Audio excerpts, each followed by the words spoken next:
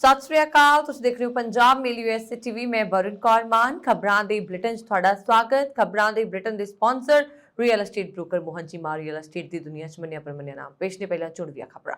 H4 visa ਧਾਰਕਾਂ ਲਈ ਚੰਗੀ ਖਬਰ। ਅਮਰੀਕਾ 'ਚ ਕੰਮ ਕਰਨ ਦਾ ਅਧਿਕਾਰ ਦੇਣ ਲਈ ਬਿੱਲ ਪੇਸ਼। ਵੈਨਕੂਵਰ ਤੋਂ ਦਿੱਲੀ ਦੀਆਂ 에ਅਰ ਕੈਨੇਡਾ ਫਲਾਈਟਾਂ ਹੋਈਆਂ ਬੰਦ। ਆਸਟ੍ਰੇਲੀਆ ਵੱਲੋਂ ਭਾਰਤੀਆਂ ਲਈ ਵਰਕ ਐਂਡ ਹੌਲੀਡੇ ਵੀਜ਼ਾ ਨੂੰ ਮਨਜ਼ੂਰੀ। इंश्योरेंस मसले ते एयर इंडिया की दिल्ली मास्को उड़ान रद्द।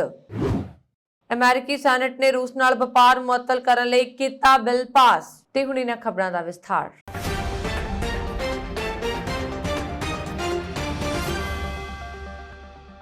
अमेरिकी कांग्रेस दीआं दो औरतां कैरोलिन बॉर्डो ਅਤੇ मारिया एल्वेरा ਸਲਾਜ਼ਰ ਨੇ ਵੀਰਵਾਰ ਨੂੰ ਪ੍ਰਤੀਨਿਧੀ ਸਭਾ ਵਿੱਚ ਇੱਕ ਬਿੱਲ ਪੇਸ਼ ਕੀਤਾ। ਇਸ ਬਿੱਲ ਦਾ ਉਦੇਸ਼ H4 ਵੀਜ਼ਾ ਧਾਰਕਾਂ ਨੂੰ ਅਮਰੀਕਾ ਵਿੱਚ ਕੰਮ ਕਰਨ ਦਾ ਆਟੋਮੈਟਿਕ ਅਧਿਕਾਰ ਦੇਣਾ ਹੈ। ਦੋਵਾਂ ਸੰਸਦ ਮੈਂਬਰਾਂ ਨੇ ਕਾਨੂੰਨ ਪੇਸ਼ ਕਰਦੇ ਹੋਏ ਕਿਹਾ ਕਿ ਇਸ ਦਾ ਉਦੇਸ਼ ਅਮਰੀਕੀ ਕਾਰੋਬਾਰ ਨੂੰ ਪ੍ਰਭਾਵਿਤ ਕਰਨ ਵਾਲੇ ਦੇਸ਼ ਵਿੱਚ ਕਾਮਿਆਂ ਦੀ ਘਾਟ ਨੂੰ ਹੱਲ ਕਰਨਾ ਅਤੇ ਪ੍ਰਵਾਸੀ ਪਰਿਵਾਰਾਂ ਨੂੰ ਇਕੱਠੇ ਵਧਣ ਫੁੱਲਣ ਵਿੱਚ ਮਦਦ ਕਰਨਾ ਹੈ।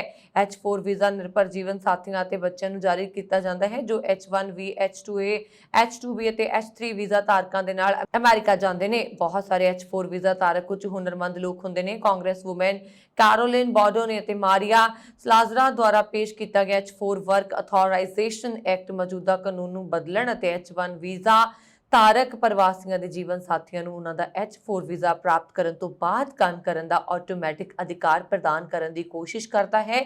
ਉਹਨਾਂ ਨੇ ਕਿਹਾ ਕਿ ਇਸ ਨਾਲ ਵੀਜ਼ਾ ਧਾਰਕਾਂ ਲਈ ਫਾਰਮ I-765 ਇੱਕ ਰੋਜ਼ਗਾਰ ਅਧਿਕਾਰਤ ਦਸਤਾਵੇਜ਼ ਲਈ ਅਰਜ਼ੀ ਦੇਣ ਦੀ ਲੋੜ ਖਤਮ ਹੋ ਜਾਏਗੀ। ਬੌਡਾ ਨੇ ਕਿਹਾ ਕਿ ਹਾਲੇ ਉੱਚ ਹੁਨਰਮੰਦ ਪ੍ਰਵਾਸੀਆਂ ਦੇ ਜੀਵਨ ਸਾਥੀਆਂ ਨੂੰ ਅਮਰੀਕਾ ਵਿੱਚ ਕੰਮ ਕਰਨ ਦੀ ਆਗਿਆ ਦੇਣ ਤੋਂ ਪਹਿਲਾਂ ਕਈ ਸਾਲਾਂ ਦੀ ਨੌਕਰਸ਼ਾਹੀ ਲਾਲ ਫੀਤਾਸ਼ਾਹੀ ਦੁਆਰਾ ਜੂਝਣਾ ਪੈਂਦਾ ਹੈ।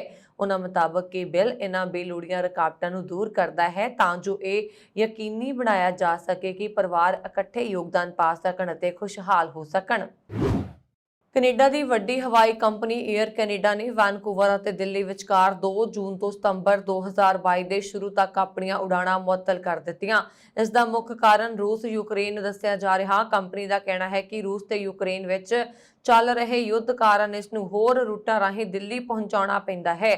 ਗਰਮੀ ਦੇ ਮੌਸਮ ਵਿੱਚ ਇਹਨਾਂ ਰੂਟਾਂ ਰਾਹੀਂ ਯਾਤਰਾ ਹੋਰ ਮੁਸ਼ਕਲ ਹੋ ਜਾਂਦੀ ਹੈ। ਇਸ ਲਈ 6 ਸਤੰਬਰ ਤੱਕ ਦਿੱਲੀ ਦੀਆਂ ਫਲਾਈਟਾਂ ਬੰਦ ਕੀਤੀਆਂ ਗਈਆਂ ਨੇ। ਜਿਹੜੇ ਮੁਸਾਫਰਾਂ ਨੇ ਇਸ ਅਰਸੇ ਦੌਰਾਨ 에ਅਰ ਕੈਨੇਡਾ ਦੀਆਂ ਟਿਕਟਾਂ ਬੁੱਕ ਕੀਤੀਆਂ ਨੇ ਉਹਨਾਂ ਦੇ ਬਦਲਦੀਆਂ 에ਅਰਲਾਈਨਸ ਰਾਹੀਂ ਸਫ਼ਰ ਦਾ ਪ੍ਰਬੰਧ 에ਅਰ ਕੈਨੇਡਾ ਵੱਲੋਂ ਕੀਤਾ ਜਾ ਰਿਹਾ ਹੈ। ਕੰਪਨੀ ਦਾ ਕਹਿਣਾ ਹੈ ਕਿ ਇਸ ਦੀਆਂ ਦਿੱਲੀ ਦੀਆਂ ਫਲਾਈਟਾਂ ਦੀ ਬੰਦੀ ਵੇਲੇ ਕੈਨੇਡਾ ਤੋਂ ਹਰ ਹਫ਼ਤੇ 11 ਫਲਾਈਟਸ ਭਾਰਤ ਤੱਕ ਆਉਣ ਜਾਣ ਦਾ ਸਿਲਸਿਲਾ ਜਾਰੀ ਰਹੇਗਾ। ਇੱਕ ਫਲਾਈਟ ਰੋਜ਼ਾਨਾ ਟੋਰਾਂਟੋ ਤੋਂ ਚੱਲਦੀ ਹੈ ਜੋ ਕਿ ਦੂਜੇ ਹਫ਼ਤੇ ਵਿੱਚ 4 ਦਿਨਾਂ ਲਈ ਮੌਂਟਰੀਅਲ ਤੋਂ ਚੱਲਦੀ ਹੈ। ਇਹ ਵੱਖਰੇ ਰੂਟਾਂ ਰਾਹੀਂ ਚੱਲਣ ਵਾਲੀਆਂ ਫਲਾਈਟਾਂ ਨੇ। ਇੱਕ ਦਹਾਕੇ ਤੋਂ ਵੱਧ ਸਮੇਂ ਤੱਕ ਚੱਲੀ ਗੱਲਬਾਤ ਤੋਂ ਬਾਅਦ ਆਸਟ੍ਰੇਲੀਆ ਅਤੇ ਭਾਰਤ ਵਿਚਕਾਰ 2 ਅਪ੍ਰੈਲ ਨੂੰ ਹੋਏ ਮੁਫਤ ਵਪਾਰ ਸਮਝੌਤੇ ਨੇ ਆਸਟ੍ਰੇਲੀਆ ਵਿੱਚ ਭਾਰਤੀ ਨਾਗਰਿਕਾਂ ਲਈ ਕੰਮ ਅਤੇ ਛੁੱਟੀਆਂ ਦੇ ਵੀਜ਼ਾ ਪ੍ਰਬੰਧ ਨੂੰ ਲਾਗੂ ਕਰਨ ਦਾ ਰਾਹ ਪੱਧਰਾ ਕੀਤਾ ਹੈ। ਇਹ ਵੀਜ਼ਾ ਪ੍ਰੋਗਰਾਮ 2 ਸਾਲਾਂ ਦੇ ਅੰਦਰ ਲਾਗੂ ਹੋਏਗਾ ਤੇ ਹਰ ਸਾਲ 1000 ਭਾਰਤੀ ਨੌਜਵਾਨ 12 ਮਹੀਨਿਆਂ ਲਈ ਆਸਟ੍ਰੇਲੀਆ ਵਿੱਚ ਛੁੱਟੀਆਂ ਮਨਾਉਣ ਦੀ ਆਗਿਆ ਤਹਿਤ ਰਹਿ ਕੇ ਕੰਮ ਕਰ ਸਕਣਗੇ। ਆਸਟ੍ਰੇਲੀਆਈ ਪ੍ਰਧਾਨ ਮੰਤਰੀ ਸਕਾਟ ਮੋਰਿਸਨ ਨੇ ਕਿਹਾ ਕਿ ਆਸਟ੍ਰੇਲੀਆ ਭਾਰਤ ਆਰਥਿਕ ਸਹਿਯੋਗ ਅਤੇ ਵਪਾਰ ਸਮਝੌਤਾ ਆਸਟ੍ਰੇਲੀਆਈ ਲੋਕਾਂ ਲਈ ਦੁਨੀਆ ਦੀ ਸਭ ਤੋਂ ਤੇਜ਼ੀ ਨਾਲ ਵੱਧ ਰਹੀ ਮੁੱਖ ਅਰਥ ਵਿਵਸਥਾ ਵਿੱਚ ਇੱਕ ਵੱਡਾ ਦਰਵਾਜ਼ਾ ਖੋਲ੍ਹੇਗਾ। ਇਸ ਉਦਮ ਨਾਲ ਸਾਡੇ ਆਰਥਿਕ ਅਤੇ ਸੱਭਿਆਚਾਰਕ ਸੰਬੰਧਾਂ ਨੂੰ ਇੱਕ ਨਵੇਂ ਪੱਧਰ ਤੇ ਅੱਗੇ ਵਧਣ ਦਾ ਮੌਕਾ ਮਿਲੇਗਾ। ਜ਼ਿਕਰਯੋਗ ਹੈ ਕਿ ਆਸਟ੍ਰੇਲੀਆ ਵਿੱਚ 2 ਤਰ੍ਹਾਂ ਦੇ ਕੰਮਕਾਜੀ ਛੁੱਟੀਆਂ ਦੇ ਪ੍ਰੋਗਰਾਮ ਨੇ, ਵਰਕਿੰਗ ਹੌਲੀਡੇਜ਼ ਵੀਜ਼ਾ ਅਤੇ work and holiday visa. Work and holiday visa ਲਈ ਖਾਸ ਸਿੱਖਿਆ ਯੋਗਤਾਵਾਂ ਅਤੇ ਅੰਗਰੇਜ਼ੀ ਭਾਸ਼ਾ ਦੀ ਮਹਾਰਤ ਦੇ ਇੱਕ ਨਿਸ਼ਚਿਤ ਪੱਧਰ ਦੀ ਵੀ ਲੋੜ ਹੁੰਦੀ ਹੈ, ਜਦੋਂ ਕਿ ਵਰਕਿੰਗ ਹੌਲੀਡੇ ਵੀਜ਼ਾ ਲਈ ਇਹਨਾਂ ਦੀ ਲੋੜ ਨਹੀਂ ਹੁੰਦੀ। ਭਾਰਤੀ ਨਾਗਰਿਕਾਂ ਲਈ ਮੌਜੂਦਾ ਐਲਾਨ ਵਰਕ ਅਤੇ ਹੌਲੀਡੇ ਵੀਜ਼ਾ ਸਬ ਕਲਾਸ 462 ਲਈ ਹੈ।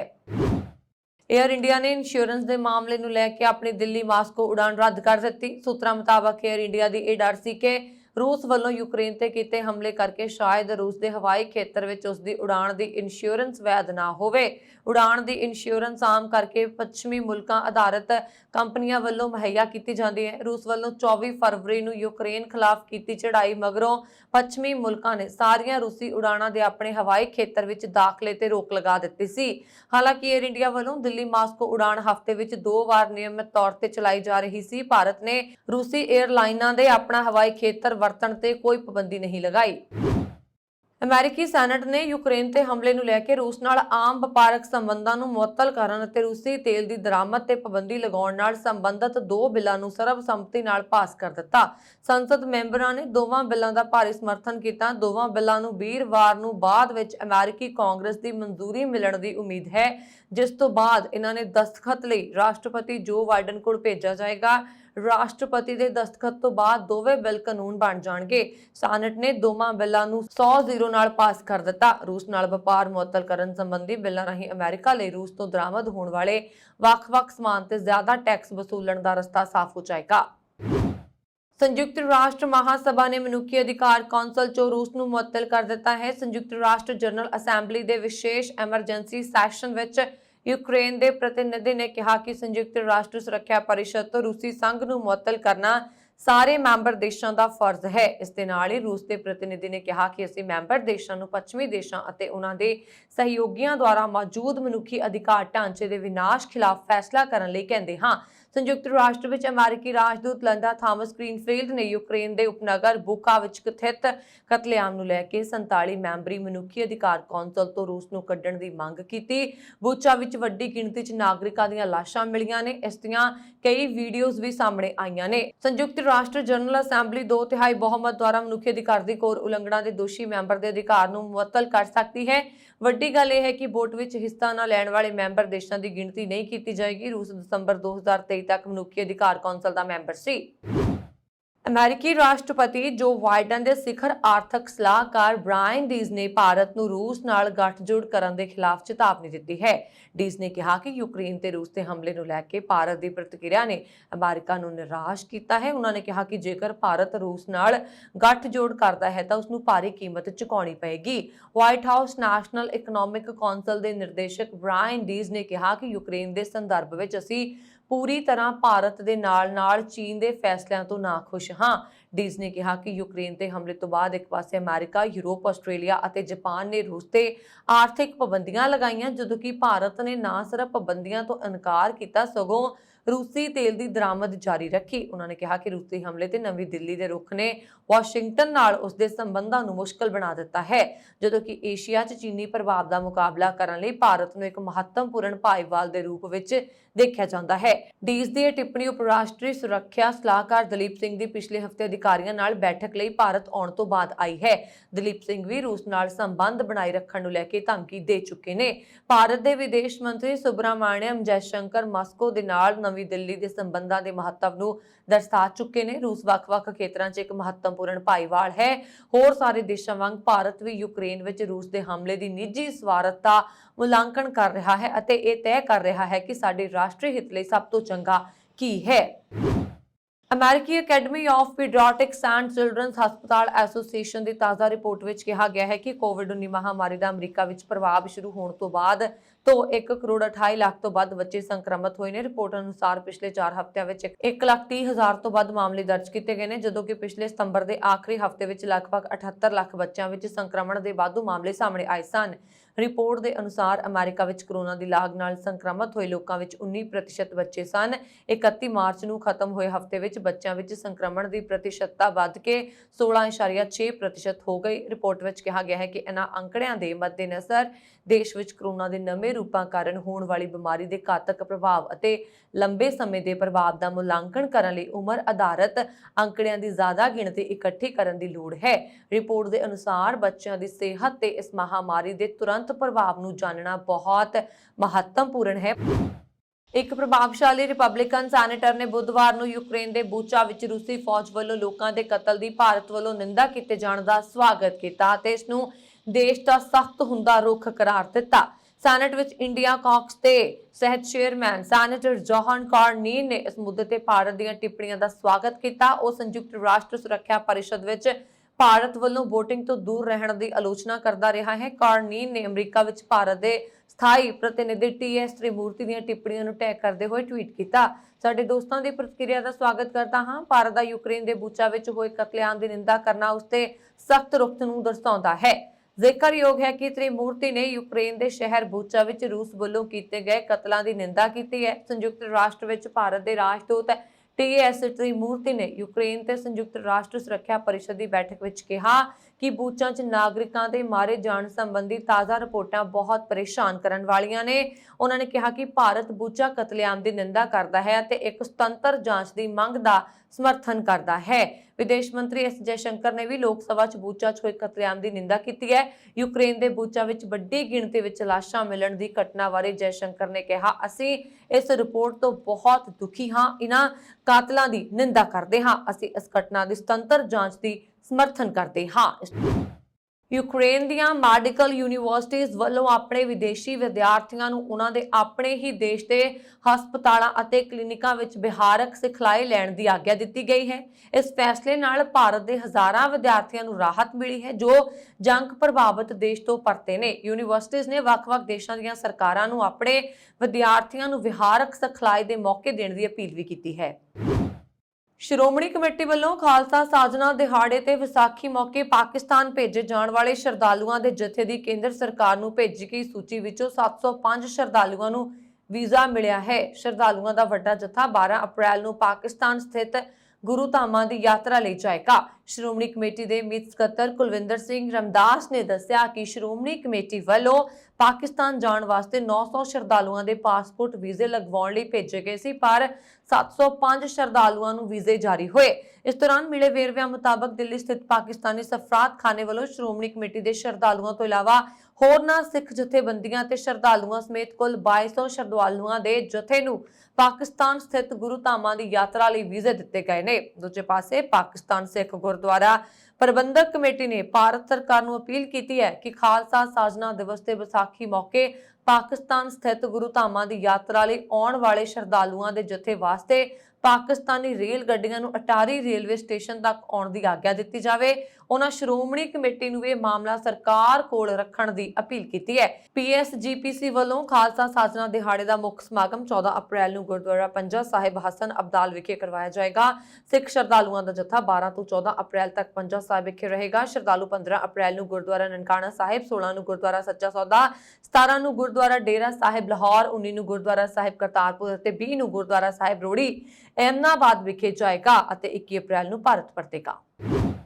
ਕੈਨੇਡਾ ਭਰ ਵਿੱਚ ਬੀਤੇ ਕੁਝ ਸਮੇਂ ਤੋਂ ਜ਼ਮੀਨਾਂ, ਘਰਾਂ ਤੇ ਵਪਾਰਕ ਇਮਾਰਤਾਂ ਦੀਆਂ ਕੀਮਤਾਂ ਲਗਾਤਾਰ ਵਧਦੀਆਂ ਰਹੀਆਂ ਨੇ, ਜਿਸ ਵਿੱਚ ਘੱਟ ਵਿਆਜ ਦਰ ਨਾਲ ਮਿਲਦੇ ਕਰਜ਼ੇ ਅਤੇ ਖੁੱਲੀ ਮਾਰਕੀਟ ਦਾ ਖਾਸ ਯੋਗਦਾਨ ਰਿਹਾ ਹੈ। ਤਾਜ਼ਾ ਜਾਣਕਾਰੀ ਅਨੁਸਾਰ ਕੈਨੇਡਾ 'ਚ ਸਰਕਾਰ ਚਲਾ ਰਹੀ ਲਿਬਰਲ ਪਾਰਟੀ ਆਪਣੇ ਚੋਣ ਵਾਅਦੇ ਮੁਤਾਬਕ ਰਿਹਾਇਸ਼ੀ ਮਕਾਨਾਂ ਦੀ ਕੀਮਤ ਘਟਾਉਣ ਅਤੇ ਆਮ ਵਿਅਕਤੀ ਦੀ ਪਹੁੰਚ ਵਿੱਚ ਰੱਖਣ ਲਈ ਮਾਰਕੀਟ ਸਥਿਰ ਕਰਨ ਲਈ ਯਤਨਸ਼ੀਲ ਹੈ। ਨਵੇਂ ਬਜਟ ਵਿੱਚ ਵਿਦੇਸ਼ੀ ਨਾਗਰਿਕਾਂ ਦੇ ਮਕਾਨ ਖਰੀਦਣ ਉੱਪਰ ਪਾਬੰਦੀ ਲਗਾਈ ਜਾ ਰਹੀ ਹੈ। ਕੈਨੇਡਾ 'ਚ ਪੱਕੇ ਅਤੇ ਸਥਾਈ ਅਤੇ ਅਸਥਾਈ ਤੌਰ ਤੇ ਰਹਿੰਦੇ ਵਿਦੇਸ਼ੀ ਨਾਗਰਿਕਾਂ ਉੱਪਰ ਇਹ ਪਾਬੰਦੀ ਲਾਗੂ ਨਹੀਂ ਹੋਏਗੀ। ਪਤਾ ਲੱਗਿਆ ਹੈ ਕਿ ਮਕਾਨ ਖਰੀਦ ਕੇ ਅਗਾਂਹ ਵੇਚਣ ਉੱਪਰ ਵੀ ਸਰਕਾਰ ਨੇ ਰੋਕ ਲਗਾਈ ਹੈ, ਜਿਸ ਨਾਲ ਨਵੇਂ ਬਣਦੇ ਘਰਾਂ ਨੂੰ ਕੁਝ ਲੋਕਾਂ ਵੱਲੋਂ ਖਰੀਦ ਕੇ ਅੱਗੇ ਵੱਧ ਕੀਮਤ ਉੱਪਰ ਵੇਚਣ ਦੇ ਬੇਲਗਾਮ ਹੋ ਚੁੱਕੇ ਰੁਝਾਨ ਨੂੰ ਠੱਲ ਪੈਣ ਦੀ ਸੰਭਾਵਨਾ ਹੈ।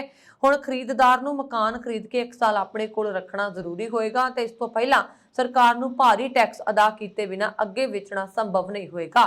ਵਿੱਤ ਮੰਤਰੀ ਕ੍ਰਿਸਟੀਆ ਫਰੀਲੈਂਡ ਨੇ ਕਿਹਾ ਕਿ ਮਾਨ ਉਸਾਰੀ 'ਚ ਨਿਵੇਸ਼ ਵਧਾਇਆ ਜਾ ਰਿਹਾ ਹੈ ਅਤੇ ਅਜਿਹੀਆਂ ਨੀਤੀਆਂ ਅਪਣਾਈਆਂ ਜਾ ਰਹੀਆਂ ਨੇ ਜਿਨ੍ਹਾਂ ਦੀ ਮਦਦ ਨਾਲ ਘਰਾਂ ਦੀ ਕੀਮਤ ਘੱਟ ਆਮਦਨੀ ਵਾਲੇ ਪਰਿਵਾਰਾਂ ਦੀ ਪਹੁੰਚ ਵਿੱਚ ਰਹੇ। ਰੂਸ ਯੂਕਰੇਨ ਯੁੱਧ ਨੂੰ ਹੁਣ 40 ਦਿਨਾਂ ਤੋਂ ਵੱਧ ਦਾ ਸਮਾਂ ਹੋ ਗਿਆ। ਅਜਿਹੇ ਵਿੱਚ ਪਹਿਲੀ ਵਾਰ ਰੂਸ ਨੇ ਇਸ ਯੁੱਧ ਵਿੱਚ ਆਪਣਾ ਭਾਰੀ ਫੌਜੀ ਨੁਕਸਾਨ ਸਵੀਕਾਰ ਕੀਤਾ ਹੈ। ਰੂਸੀ ਫੌਜ ਦੇ ਬੁਲਾਰੇ ਦਮਿਤਰੀ ਪੈਸਕੋਵ ਨੇ ਵੀਰਵਾਰ ਨੂੰ ਮੀਡੀਆ ਬਰੀਫਿੰਗ 'ਚ ਦੱਸਿਆ ਕਿ ਇਸ ਯੁੱਧ ਵਿੱਚ ਰੂਸ ਨੇ ਕਾਫੀ ਮਾਤਰਾ 'ਚ ਸੈਨਿਕ ਗਵਾ ਦਿੱਤੇ ਨੇ। ਹਾਲਾਂਕਿ ਇਸ ਦੌਰਾਨ ਦਮਿਤਰੀ ਨੇ ਮਰਨ ਵਾਲਿਆਂ ਦੀ ਗਿਣਤੀ ਨਹੀਂ ਦੱਸੀ। ਇਸ ਦੌਰਾਨ ਦਮਿਤਰੀ ਨੇ ਯੂਕਰੇਨ ਦੇ ਬੂਚਾ ਵਿੱਚ ਕਤਲੇਆਮ ਦੀ ਘਟਨਾ ਤੋਂ ਇਨਕਾਰ ਕੀਤਾ ਹੈ। ਬ੍ਰਿਟੇਨ ਦੇ ਸਕਾਈ ਨਿਊਜ਼ ਨੂੰ ਦਿੱਤੇ ਇੰਟਰਵਿਊ ਵਿੱਚ ਦਮਿਤਰੀ ਨੇ ਕਿਹਾ ਕਿ ਮਰਨ ਵਾਲੇ ਸੈਨਿਕਾਂ ਦੀ ਗਿਣਤੀ ਸਾਡੇ ਲਈ ਦੁੱਖ ਦੀ ਗੱਲ ਹੈ। ਹਾਲਾਂਕਿ ਉਸਨੇ ਆਪਣੇ ਵੱਲੋਂ ਮਾਰੇ ਗਏ ਸੈਨਿਕਾਂ ਦੀ ਗਿਣਤੀ ਬਾਰੇ ਕੋਈ ਜਾਣਕਾਰੀ ਨਹੀਂ ਦਿੱਤੀ ਹੈ। ਇਸ ਦੇ ਨਾਲ ਹੀ ਇਸ ਤੋਂ ਪਹਿਲਾਂ ਮਾਰਚ ਵਿੱਚ ਰੂਸ ਨੇ 1351 ਸੈਨਿਕਾਂ ਦੀ ਮੌਤ ਦੀ ਪੁਸ਼ਟੀ ਕੀਤੀ ਸੀ ਅਤੇ ਕੁੱਲ 3825 ਸੈਨਿਕਾਂ ਦੇ ਜ਼ਖਮੀ ਹੋਣ ਦੀ ਪੁਸ਼ਟੀ ਕੀਤੀ ਸੀ। ਦਮਿਤਰੀ ਨੇ ਸਕਾਈ ਨਿਊਜ਼ ਨੂੰ ਦੱਸਿਆ ਕਿ ਅਸੀਂ ਇਸ ਗੱਲ ਤੋਂ ਇਨਕਾਰ ਕਰਦੇ ਹਾਂ ਕਿ ਰੂਸੀ ਫੌਜ ਨੇ ਬੂਚਾ ਵਿੱਚ ਅਜਿਹਾ ਕੋਈ ਕੰਮ ਕੀਤਾ ਹੈ। ਉਹਨਾਂ ਨੇ ਅੱਗੇ ਕਿਹਾ ਕਿ ਮਾਰੇ ਗਏ ਯੂਕਰੇਨੀ ਨਾਗਰਿਕਾਂ ਦੀਆਂ ਤਸਵੀਰਾਂ ਰੂਸ ਨੂੰ ਬਦਨਾਮ ਕਰਨ ਦੀ ਪੂਰਵ ਯੋਜਨਾਬੱਧ ਸਾਜ਼ਿਸ਼ ਹੈ। ਅਸੀਂ ਇਹਨਾਂ ਫੋਟੋਆਂ ਦੀ ਵੈਧਤਾ ਤੋਂ ਇਨਕਾਰ ਕਰਦੇ ਹਾਂ। ਅਮਰੀਕੀ ਰਾਜਦੂਤ ਲਿੰਡਾ ਥਾਮਸ ਗ੍ਰੀਨਫੀਲਡ ਨੇ 47 ਮੈਂਬਰੀ ਮਨੁੱਖੀ ਅਧਿਕਾਰ ਕੌਂਸਲ ਤੋਂ ਰੂਸ ਨੂੰ ਮੁਅੱਤਲ ਕਰਨ ਲਈ ਇੱਕ ਮੁਹਿੰਮ ਸ਼ੁਰੂ ਕੀਤੀ ਜਦੋਂ ਰੂਸੀ ਸੈਨਿਕਾਂ ਨੇ ਯੂਕਰੇਨ ਦੇ ਸ਼ਹਿਰ ਬੂਕਾ ਵਿੱਚ ਨਾਗਰਿਕਾਂ ਨੂੰ ਮਾਰਿਆ ਸੀ। ਹੁਣ ਰੂਸ ਨੂੰ UNHRC ਤੋਂ ਬਾਹਰ ਕਰ ਦਿੱਤਾ ਗਿਆ ਹੈ। ਕੈਨੇਡਾ 'ਚ ਸਟੱਡੀ ਵੀਜ਼ਾ ਤੇ ਦੋਰਾਹਾ ਤੋਂ ਕਰੀਬ 6 ਮਹੀਨੇ ਪਹਿਲਾਂ ਗਈ ਪੰਜਾਬੀ ਲੜਕੀ ਸੈਂਜੁਲਾ ਵੈਦ ਦੀ ਪਹਿਲੇ ਨਵਰਾਤਰੇ ਮੌਕੇ ਭੇਦਭਰੀ ਹਾਲਤ ਵਿੱਚ ਮੌਤ ਹੋਣ ਦਾ ਸਮਾਚਾਰ ਮਿਲਿਆ, ਜੋ ਕਿ ਆਪਣੇ ਐਡਮਿੰਟਨ ਘਰ 'ਚ ਸਵੇਰ ਸਮੇਂ ਮ੍ਰਿਤਕ ਪਾਈ ਗਈ ਸੀ। ਮ੍ਰਿਤਕ ਦੀ ਉਮਰ 18 ਸਾਲ ਦੇ ਕਰੀਬ ਸੀ, ਜੋ ਕਿ ਨਾਰਕਵੇਸਟ ਕਾਲਜ ਵਿੱਚ ਪੜ੍ਹਦੀ ਸੀ ਤੇ ਐਡਮਿੰਟਨ ਵਿੱਚ ਕਿਰਾਏ ਦੇ ਮਕਾਨ ਦੀ ਬੇਸਮੈਂਟ 'ਚ ਰਹਿੰਦੀ ਸੀ।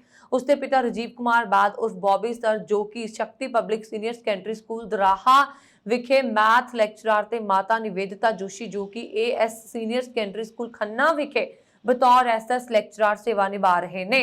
ਦੱਸਿਆ ਕਿ ਉਹਨਾਂ ਦੀ ਬੇਟੀ ਹਰੇਕ ਨਵਰਾਤਰੇ ਮੌਕੇ ਮੰਦਿਰ ਜਾ ਕੇ ਮਾਤਾ ਦੇ ਪੂਜਾ ਅਰਚਨਾ ਕਰਦੇ ਹੁੰਦੇ ਸੀ, ਪਰ ਪਹਿਲੇ ਨਵਰਾਤਰੇ ਮੌਕੇ ਉਸਦੀ ਬੇਟੀ ਦੀ ਮਨਹੂਸ ਖਬਰ ਮੌਤ ਦੀ ਸਾਨੂੰ ਝੰਜੋੜ ਕੇ ਰੱਖ ਦਿੱਤਾ, ਜਿਸ ਕਾਰਨ ਸਾਰਾ ਪਰਿਵਾਰ ਡੂੰਘੇ ਸਦਮੇ 'ਚ ਹੈ। ਉਹਨਾਂ ਦੀ ਬੇਟੀ ਦਾ ਅਜੇ ਇਹ ਪਹਿਲਾ ਸਮੈਸਟਰ ਹੀ ਸੀ। ਉਹਨਾਂ ਨੇ ਦੱਸਿਆ ਕਿ ਇਸ ਘਟਨਾ ਸੰਬੰਧੀ ਕੈਨੇਡਾ ਪੁਲਿਸ ਨੂੰ ਸੂਚਿਤ ਕਰ ਦਿੱਤਾ ਗਿਆ, ਪਰ ਪੁਲਿਸ ਨੇ ਅਜੇ ਤੱਕ ਲੜਕੀ ਦੇ ਮ੍ਰਿਤਕ ਹੋਣ ਦੇ ਕਾਰਨਾਂ ਦਾ ਪਤਾ ਨਹੀਂ ਲੱਗ ਸਕਿਆ। ਲਾਸ਼ ਨੂੰ ਭਾਰਤ ਲਿਆਉਣ ਦੀਆਂ ਕੋਸ਼ਿਸ਼ਾਂ ਕੀਤੀਆਂ ਜਾ ਰਹੀਆਂ ਨੇ। ਪੋਸਟਮਾਰਟਮ ਕਰਨ ਉਪਰੰਤ ਹੀ ਲਾਸ਼ ਭਾਰਤ ਆ ਸਕੇਗੀ। ਮ੍ਰਿਤਕ ਦਾ ਅੰਤਮ ਸੰਸਕਾਰ ਦੋਰਾਹਾ ਵਿਖੇ ਕੀਤਾ ਜਾਏਗਾ। ਮੱਧ ਅਮਰੀਕਾ ਦੇ ਦੇਸ਼ ਕੋਸਟਾ ਰੀਕਾ ਵਿੱਚ ਐਮਰਜੈਂਸੀ ਲੈਂਡਿੰਗ ਦੌਰਾਨ ਜਹਾਜ਼ ਦੇ 2 ਹਿੱਸਿਆਂ ਵਿੱਚ ਵੰਡੇ ਜਾਣ ਦਾ ਮਾਮਲਾ ਸਾਹਮਣੇ ਆਇਆ ਹੈ। ਇਸ ਹਾਦਸੇ ਵਿੱਚ ਕੁਝ ਤਸਵੀਰਾਂ ਅਤੇ ਵੀਡੀਓਜ਼ ਵੀ ਸਾਹਮਣੇ ਆਈਆਂ ਨੇ। ਵੀਡੀਓ ਵਿੱਚ ਦੇਖਿਆ ਜਾ ਸਕਦਾ ਹੈ ਕਿ ਜਰਮਨ ਲੌਜਿਸਟਿਕ ਕੰਪਨੀ DHL ਦਾ ਇੱਕ ਪੀਲੇ ਰੰਗ ਦਾ ਜਹਾਜ਼ ਰਨਵੇ ਤੇ ਦੌੜ ਰਿਹਾ ਹੈ। ਅਚਾਨਕ ਜਹਾਜ਼ ਆਪਣਾ ਸੰਤੁਲਨ ਗਵਾ ਬੈਠਦਾ ਹੈ ਤੇ ਪਿਛਲੇ ਹਿੱਸੇ ਤੋਂ 2 ਟੁਕੜਿਆਂ ਵਿੱਚ ਵੰਡਿਆ ਜਾਂਦਾ ਹੈ। ਇਸ ਤੋਂ ਬਾਅਦ ਜਹਾਜ਼ 'ਚੋਂ ਧੂਆਂ ਨਿਕਲਣ ਲੱਗਦਾ ਹੈ। ਡੇਲੀ ਸਟਾਰ ਦੀ ਰਿਪੋਰਟ ਮੁਤਾਬਕ DHL ਕੰਪਨੀ ਦੇ ਬੋਇੰਗ 757-200 ਕਾਰਗੋ ਜਹਾਜ਼ ਨੇ ਹਵਾਈ ਅੱਡੇ ਤੇ ਐਮਰਜੈਂਸੀ ਲੈਂਡਿੰਗ ਕੀਤੀ ਸੀ ਤੇ ਇਸ ਦੌਰਾਨ ਇਹ ਹਾਦਸਾ ਵਾਪਰ ਗਿਆ। ਰਾਹਤ ਦੀ ਗੱਲ ਇਹ ਰਹੀ ਹੈ ਕਿ ਯਾਤਰੀ ਜਹਾਜ਼ ਨਹੀਂ ਸੀ। ਕਾਰਗੋ ਜਹਾਜ਼ ਦੀ ਵਰਤੋਂ ਸਮਾਨ ਜਾਂ ਮਾਲ ਦੀ ਢੋਆ-ਢੁਆਈ ਲਈ ਕੀਤੀ ਜਾਂਦੀ ਹੈ। ਇਸ ਹਾਦਸੇ ਮਗਰੋਂ ਪਾਇਲਟ ਅਤੇ ਕੋ-ਪਾਇਲਟ ਨੂੰ ਸੁਰੱਖਿਅਤ ਬਾਹਰ ਕੱਢ ਲਿਆ ਗਿਆ। ਦੱਸ ਦਈਏ ਕਿ ਹਾਦਸਾ ਵੀਰਵਾਰ ਸਵੇਰੇ 10:30 ਤੇ ਵਾਪਰਿਆ ਸੀ। ਬੋਇੰਗ 757 ਜਹਾਜ਼ ਨੇ ਸਾਂਤਾ ਮਾਰੀਆ ਹਵਾਈ ਅੱਡੇ ਤੋਂ ਉਡਾਣ ਭਰੀ, ਪਰ 25 ਮਿੰਟਾਂ ਬਾਅਦ ਵਾਪਸ ਆ ਗਿਆ ਕਿਉਂਕਿ ਖਰਾਬੀ ਕਾਰਨ ਇਸ ਨੂੰ ਐਮਰਜੈਂਸੀ ਲੈਂਡਿੰਗ ਕਰਨੀ ਪਈ। ਹਾਦਸੇ ਤੋਂ ਬਾਅਦ ਸ਼ਾਮ 6 ਵਜੇ ਤੱਕ ਹਵਾਈ ਅੱਡਾ ਬੰਦ ਕਰ ਦਿੱਤਾ ਗਿਆ ਸੀ। ਮੁੱਖ ਮੰਤਰੀ ਭਗਵੰਤ ਮਾਨ ਨੇ ਰੇਤ ਦੇ ਠੇਕੇਦਾਰਾਂ ਨੂੰ ਸੂਬੇ ਵੱਲੋਂ ਤੈਅ ਕੀਤੇ ਰੇਟਾਂ ਤੇ ਲੋਕਾਂ ਨੂੰ ਰੇਤ ਦੀ ਨਿਰਵਿਘਨ ਅਤੇ ਸੁਚੱਜੀ ਸਪਲਾਈ ਯਕੀਨੀ ਬਣਾਉਣ ਲਈ ਖਣਨ ਸਮਝੌਤੇ ਦੀਆਂ ਸ਼ਰਤਾਂ ਦੀ ਸਖਤੀ ਨਾਲ ਪਾਲਣਾ ਕਰਨ ਲਈ ਕਿਹਾ। ਮੁੱਖ ਮੰਤਰੀ ਨੇ ਕਿਹਾ ਕਿ ਨਵੀਂ ਲੋਕ ਪੱਖੀ ਨੀਤੀ ਬਣਾਉਣ ਲਈ ਮੌਜੂਦਾ ਮਾਈਨਿੰਗ ਨੀਤੀ ਘੋਖੀ ਜਾ ਰਹੀ ਹੈ। ਕੈਬਨਿਟ ਮੰਤਰੀ ਹਰਜੋਤ ਸਿੰਘ ਬੈਂਸ ਨੇ ਇਸ ਬਾਰੇ ਜਾਣਕਾਰੀ ਦਿੰਦਿਆਂ ਦੱਸਿਆ ਕਿ ਗੈਰ ਕਾਨੂੰਨੀ ਮਾਈਨਿੰਗ ਨੂੰ ਲੈ ਕੇ ਮੁੱਖ ਮੰਤਰੀ ਭਗਵੰਤ ਮਾਨ ਦੀ ਅਗਵਾਈ ਵਿੱਚ ਮੀਟਿੰਗ ਕੀਤੀ ਗਈ, ਜਿਸ ਵਿੱਚ ਮਾਈਨਿੰਗ ਦੇ ਠੇਕੇਦਾਰਾਂ ਨੂੰ ਬੁਲਾਇਆ ਗਿਆ ਅਤੇ ਇਸ ਮੌਕੇ ਵਿਚਾਰ ਚਰਚਾ ਕੀਤੀ ਗਈ। ਮੰਤਰੀ ਬੈਂਸ ਨੇ ਕਿਹਾ ਕਿ ਪੰਜਾਬ ਵਿੱਚ ਗੈਰ ਕਾਨੂੰਨੀ ਮਾਈਨਿੰਗ ਦੀ ਰੀੜ੍ਹ ਦੀ ਹੱਡੀ ਟੁੱਟ ਗਈ ਹੈ। ਮਾਈਨਿੰਗ ਨੂੰ ਲੈ ਕੇ ਨਵੀਂ ਪਾਲਿਸੀ ਉੱਤੇ ਕੰਮ ਕੀਤਾ ਜਾ ਰਿਹਾ ਹੈ। ਮੈਂ ਖੁਦ ਆਪ ਚੈਕਿੰਗ ਕਰ ਰਿਹਾ ਹਾਂ। ਅਸੀਂ ਪੰਜਾਬ ਵਿੱਚ ਗੈਰ ਕਾਨੂੰਨੀ ਮਾਈਨਿੰਗ ਕੀਤੀ ਜਾਏਗੀ। ਬੰਦ ਬੈਂਸ ਦਾ ਕਹਿਣਾ ਹੈ ਕਿ ਪੰਜਾਬ ਦੇ ਲੋਕਾਂ ਨੂੰ ਰੇਤਾ ਤੇ ਬਜਰੀ ਘੱਟ ਰੇਤਾਂ ਉੱਤੇ ਮਿਲੇਗੀ। ਲੋਕਾਂ ਨਾਲ ਕੀਤੇ ਵਾਅਦੇ ਪੂਰੇ ਕੀਤੇ ਜਾਣਗੇ। ਕੈਬਨਿਟ ਮੰਤਰੀ ਨੇ ਦੱਸਿਆ ਕਿ ਮਾਈਨਿੰਗ ਖਿਲਾਫ ਨਵੀਂ ਪਾਲਿਸੀ ਨੂੰ ਲੈ ਕੇ ਕੰਮ ਕੀਤਾ ਜਾ ਰਿਹਾ ਹੈ। ਹਰ ਰੇਤ ਦੀ ਖੱਡ ਉੱਪਰ ਬੋਰਡ ਲਗਾਇਆ ਜਾਏਗਾ ਤਾਂ ਜੋ ਪਤਾ ਲੱਗ ਸਕੇ ਕਿ ਇਹ ਸਰਕਾਰੀ ਖੱਡ ਹੈ। ਹਰ ਖੱਡ ਉੱਪਰ CCTV ਕੈਮਰੇ ਲਗਾਏ ਜਾਣਗੇ। ਅਪ੍ਰੈਲ ਵਿੱਚ ਹੀ ਗਰਮੀ ਦਾ ਕਹਿਰ ਪੰਜਾਬ ਵਿੱਚ ਜਾਰੀ ਹੈ। ਕਈ ਜ਼ਿਲ੍ਹਿਆਂ ਵਿੱਚ ਪਾਰਾ ਆਮ ਨਾਲੋਂ 5 ਤੋਂ 6 ਡਿਗਰੀ ਵੱਧ ਕੇ ਚੱਲ ਰਿਹਾ ਹੈ। ਗਰਮੀ ਕਾਰਨ ਲੋਕ ਬੇਚੈਨ ਨੇ। 11 ਵਜੇ ਤੋਂ ਬਾਅਦ ਸੜਕਾਂ ਤੇ ਸਨਾਟਾ ਛਾ ਜਾਂਦਾ ਹੈ। ਇੰਡੀਆ ਮੈਟਰੋਕੋਲੋਜੀਕਲ ਸੈਂਟਰ ਚੰਡੀਗੜ੍ਹ ਅਨੁਸਾਰ ਬਠਿੰਡਾ ਤੇ ਬਰਨਾਲਾ ਤੋਂ ਬਾਅਦ ਪੰਜਾਬ ਦੇ 6 ਹੋਰ ਸ਼ਹਿਰਾਂ ਵਿੱਚ ਗਰਮੀ ਆਪਣਾ ਕਹਿਰ ਦਿਖਾਏਗੀ। ਕੇਂਦਰ ਦੇ ਡਾਇਰੈਕਟਰ ਡਾਕਟਰ ਮਨਮੋਹਨ ਸਿੰਘ ਅਨੁਸਾਰ ਹੁਣ ਤੱਕ ਕੇਵਲ ਬਠਿੰਡਾ ਤੇ ਬਰਨਾਲਾ ਵਿੱਚ ਹੀਟ ਵੇਵ ਚੱਲ ਰਹੀ ਸੀ, ਪਰ ਹੁਣ ਫਿਰੋਜ਼ਪੁਰ, ਫਾਜ਼ਿਲਕਾ, ਮੁਕਤਸਰ, ਮੋਗਾ, ਮਾਨਸਾ ਤੇ ਪਟਿਆਲਾ ਵਿੱਚ ਵੀ ਹੀਟ ਵੇਵ ਚੱਲੇਗੀ, ਜਿਸ ਕਾਰਨ ਘਰਾਂ ਤੋਂ ਬਾਹਰ ਕੰਮ ਕਰਨ ਵਾਲੇ ਲੋਕਾਂ ਦੀਆਂ ਮੁਸ਼ਕਲਾਂ ਵਧਣਗੀਆਂ। ਡਾਕਟਰ ਮਨਮੋਹਨ ਅਨੁਸਾਰ 14 ਅਪ੍ਰੈਲ ਤੱਕ ਮੌਸਮ ਖੁਸ਼ਕ ਰਹੇਗਾ, ਜਿਸ ਕਾਰਨ ਦਿਨ ਅਤੇ ਰਾਤ ਦਾ ਤਾਪਮਾਨ ਵਧੇਗਾ। ਦੁਪਹਿਰ ਬਾਅਦ ਤੇਜ਼ ਹਵਾ ਚੱਲੇਗੀ। ਉਹਨਾਂ ਨੇ ਕਿਹਾ ਕਿ ਲੋਕਾਂ ਨੂੰ ਗਰਮੀ ਤੋਂ ਬਚਣਾ ਚਾਹੀਦਾ ਹੈ। ਦੁਪਹਿਰ 12 ਵਜੇ ਤੋਂ ਸ਼ਾਮ 5 ਵਜੇ ਤੱਕ ਧੁੱਪ ਵਿੱਚ ਜਾਣ ਤੋਂ ਬਚੋ। ਜੇਕਰ ਤੁਹਾਨੂੰ ਇਸ ਸਮੇਂ ਦੌਰਾਨ ਧੁੱਪ 'ਚ ਬਾਹਰ ਜਾਣਾ ਪਵੇ ਤਾਂ ਛਤਰੀ ਲੈ ਕੇ ਬਾਹਰ ਨਿਕਲੋ ਜਾਂ ਸੂਰਜ ਤੋਂ ਸੁਰੱਖਿਆ ਦਾ ਪ੍ਰਬੰਧ ਕਰੋ। ਇਸ ਦੌਰਾਨ ਵੱਧ ਤੋਂ ਵੱਧ ਪਾਣੀ ਪੀਂਦੇ ਰਹੋ। ਇਹ ਸਨ ਹੁਣ ਤੱਕ ਦੀਆਂ ਖਬਰਾਂ। ਮੈਨੂੰ ਵਰੁਣ ਕੌਰ ਨੂੰ ਦਿਓ ਗਿਆ। ਹੋਰ ਖਬਰਾਂ ਦੇ ਲਈ ਸਾਡਾ YouTube ਚੈਨਲ ਪੰਜਾਬ ਮੇਲ US TV ਜ਼ਰੂਰ ਸਬਸਕ੍ਰਾਈਬ ਕਰੋ। ਸਤਿ ਸ਼੍ਰੀ ਅਕਾਲ।